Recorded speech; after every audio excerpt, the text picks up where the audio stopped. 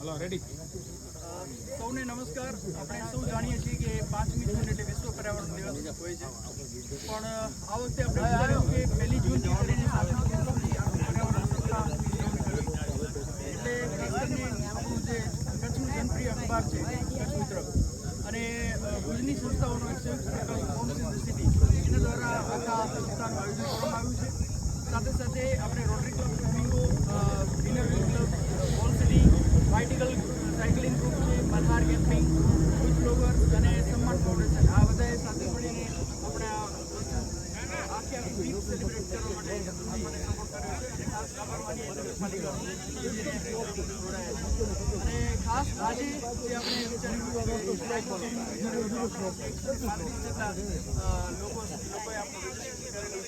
અને આજે ભુજના જુબલી ગ્રાઉન્ડથી કરી અને ફાટેલ તળાવ સુધી મંદિર આગળ ફાટેલ તળાવ છે ત્યાં સુધી આખું સાયકલિંગ કરીને બધા આવ્યા છે સવારે.